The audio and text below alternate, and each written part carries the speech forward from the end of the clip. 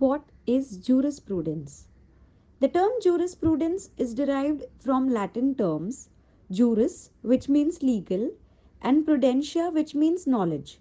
Thus, in simple words, jurisprudence is a subject that covers the basic concepts of law in order to attain an in depth and basic knowledge of the term law.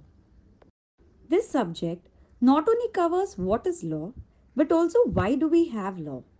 In the subject of jurisprudence, one would cover the various legal theories and philosophies of law. Jurisprudence is a study of abstract, general, and theoretical principles of law and basic concepts of law. Example: the basic concepts of law, like ownership, possession, rights, etc., would be some of the topics that this subject of jurisprudence would cover.